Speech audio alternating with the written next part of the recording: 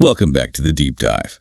Today, we are attempting something that feels a little bit like climbing Everest without oxygen. That's a good way to put it. We're tackling a figure so large, so encrusted with myth and legend, that it's almost impossible to see the human being underneath. It really is the historical equivalent of staring directly into the sun. It's almost blinding. We are talking, of course, about Napoleon Bonaparte.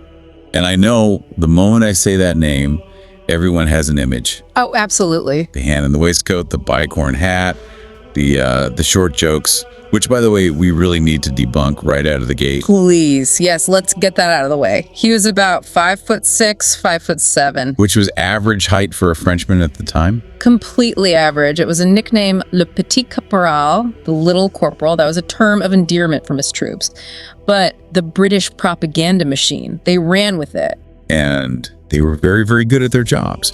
But if you strip away the caricature and you strip away the later years of defeat, Waterloo, St. Helena, the sad exile, what you're left with is a story that simply shouldn't have happened. It shouldn't have been possible. We're looking at our source material today, specifically the documentary, The Rise of Emperor Napoleon Bonaparte. And it frames his life as this massive, glaring paradox. It really is a glitch in the matrix of 18th century Europe. You have to understand, the world Napoleon was born into was not a world of social mobility. It was a world of rigid, divinely ordained hierarchy. You were born a peasant, you died a peasant. You were born a duke, you died a duke. And yet this man, and this is the statistic that always gets me, this man has more documented battlefield victories than Alexander the Great, Hannibal, and Julius Caesar combined. It's an absolutely staggering fact, more than all of them combined. And he rose from absolute obscurity to become the emperor of the French in barely a decade. That's the core of it, the speed. How does someone from a minor gentry family on an island that was barely even French, how do they become the master of Europe? Right, and that's the how that we're here to unpack. Because the traditional narrative is usually just military genius, full stop. He was just smarter than everyone else on the battlefield. Which he was. I mean, we can't deny that. Oh, no, absolutely. But the source material we're looking at suggests that's not the whole story. It's not even close. It's a mix of insane luck, ruthless pragmatism, and a mastery of spin of propaganda that would make a modern marketing executive blush. He was a brand manager for himself. The best there ever was. He understood image and narrative better than anyone. So that's our mission for this deep dive. We're going to trace that arc. We're going from the outsider in Corsica to the emperor in Notre Dame. We want to really understand the machinery of his rise. How did he hack this system? And to understand that hack, you really have to start with the hardware. You have to start with where he came from. Because if he had been born just a few years earlier, or if history had zigged instead of zagged in one tiny way, We didn't even know his name. we'd be talking about some Genoese lawyer's son who had a moderately successful career. That's it. So let's start there. This is the first stroke of unbelievable luck. August 15th, 1769. Napoleon is born in Ajaccio, Corsica. But the ink is barely dry on the paperwork making Corsica French. It's a razor-thin margin. France had purchased the island from the Republic of Genoa in 1768, literally the year before he was born. There was a bloody war of independence fought by the Corsicans against the French. And they lost. They lost. So Napoleon is born a subject of King Louis XV, but he isn't French in his soul, not yet. He grows up speaking Corsican, which is basically an Italian dialect. He grows up in a culture that is clan-based, rugged, all about honor and vendettas, and deeply suspicious of these new French occupiers. So he's an outsider from birth, even in his own home. In a way, yes. And let's talk about the Bonaparte family, because emperor implies royalty, a long line of noble blood. But the Bonapartes were What? middle management. That's a very generous way to put it. They were minor gentry. In Corsica, that meant they were big fish in a very, very small pond. They had a title, they had a crest, they had a large house, but they were cash poor. They were constantly hustling. And the source really emphasizes the role of his mother, Letizia. She sounds formidable. He was the rock, absolutely the rock of the family. Down to earth, tough, austere, very Spartan in her approach to raising her 8 children. She was the one who held everything together while the father was a different story. Yeah, let's talk about Carlo. The source was pretty brutal about him. It painted him as a bit of a disaster. Carlo is the anti-hero of the early story.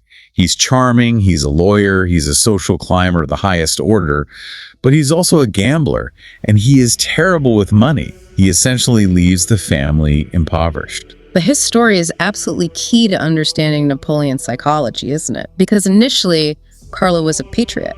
He was a freedom fighter. He was the right-hand man to Pasquale Paoli, the great Corsican hero resisting the French invasion. He was on the right side. So Napoleon's dad starts out as a rebel fighting the French. Exactly. But when the rebellion collapses, when the French army inevitably crushes the resistance, Carlo faces a choice. He can go into exile with his principles like Paoli does, or he can stay and collaborate. And he chooses to collaborate. He flips, 100%. He sucks up to the French governor, becomes a leading collaborator, all to get perks, to get titles, to get scholarships for his kids to go to school in France. And young Napoleon is watching all of this. He's watching it, and it must have been, well, it creates this massive chip on his shoulder. On one hand, he benefits directly from it. Carlos selling out is the only reason Napoleon gets a royal scholarship to go to military school in France. So he owes his entire future to this act he despises. Precisely. On the other hand, he grows up with this deep-seated contempt for his father's perceived weakness. He sees his father as a man who traded honor for advantage. It creates this conflicting identity. He's the son of a freedom fighter and the son of a traitor. And it probably teaches him a very early lesson in pragmatism. It teaches him that principles are nice, but power is what matters. Ideals are flexible, survival and advancement are not. So, thanks to his dad's hustle, Napoleon gets shipped off to mainland France for his education. He's only 9 years old. He doesn't speak French well. He has a thick Corsican accent. He's poor. He's short for his age. That sounds like a recipe for a terrible childhood. It was absolutely miserable. He goes to the military academy at Brienne and he is bullied relentlessly. You have to picture this. He's surrounded by the sons of dukes and counts, these high aristocrats with ancient lineages who look down on him as a savage from a conquered backwater. They mock his accent, they mock his name. They mock his poverty. He doesn't have the spending money they do. He's an outsider in every possible way, and it forces him inward. Which explains the withdrawal. He becomes the classic loner in the library. Exactly. If you can't compete socially, you compete intellectually. He devours books. He reads Plutarch's lives of the great men, Caesar, Alexander. He reads history, geography, and especially mathematics. He realizes that in a physical fight, he might lose, but on a battlefield of the mind, he can destroy these people. This is where he develops that intense, brooding ambition, isn't it? It's forged in that fire of humiliation. He develops this burning desire to show them, not just to join them, but to dominate them, to force them to respect him. And that leads him to his career choice. He graduates and he joins the artillery. Now, the source made a fascinating point about this. Artillery wasn't just a random choice. It was the nerd branch of the military. It was the one place where what you knew mattered more than who you were. It was a kind of meritocracy within the aristocracy. What do you mean by that? Well, think about it. If you were a rich, dashing, high-born nobleman, you joined the cavalry. It was glamorous. You got to ride a magnificent horse, wear a beautiful uniform, and charge with the sword. It required bravery, sure, but it didn't require much thinking. Infantry was for the common man. Cavalry was for the aristocrats. Yeah. Where does artillery fit? Artillery was for the guys who were good at math. You see, a cannonball obeys the laws of physics, not the laws of nobility. You can't charm a cannonball into hitting a target. Precisely. You need to understand trigonometry. You need to calculate trajectories, understand ballistics, the quality of gunpowder, the weight of the shot, the logistics of moving these huge, heavy guns. It was a technical, intellectual branch of the service. So while the cavalry was full of these empty-headed peacocks, The artillery was full of serious, mathematically minded professionals. It was the perfect place for a poor, intelligent, ambitious outsider like Napoleon. It rewarded his specific skill set. It was a place where he could prove he was smarter than the Blue Bloods. So he's trained. He's commissioned as a second lieutenant. He's an officer in the king's army, but he's stuck. It's the 1780s. The ancient regime is still firmly in charge. And that means there's a ceiling. A very low, very hard glass ceiling.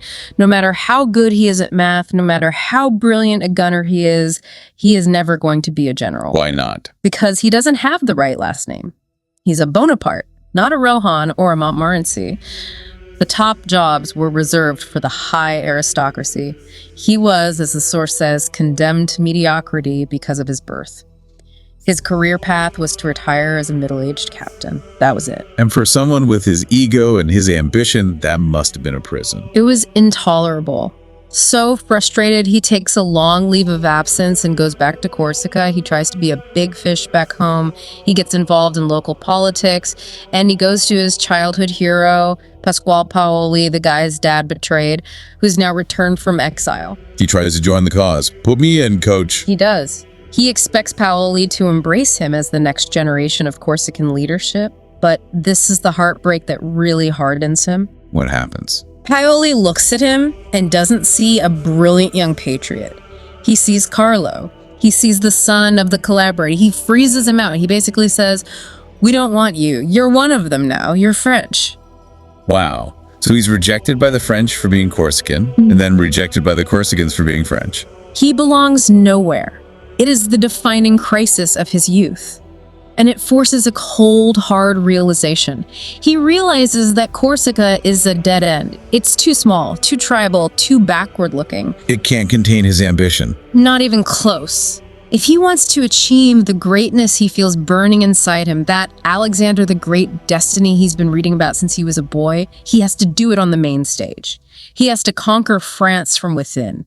He turns his back on Corsica forever and becomes, for the first time, truly and pragmatically French. But to do that, that glass ceiling needs to break. The entire structure of society needs to just explode. And right on cue, 1789, the Bastille falls. The world turns upside down. I love the woolen sweater analogy, the source material used for the French Revolution. It's such a great way to explain it. Can we unpack that? Because people often think the revolution started because the peasants were hungry. And they were, but that's not the trigger, is it? No, the trigger wasn't bread, it was the balance sheet. France was bankrupt. They had spent an absolute fortune helping the Americans win their independence from Britain. Which they mostly did just to spite the British. Exactly. It was a geopolitical power play that blew up their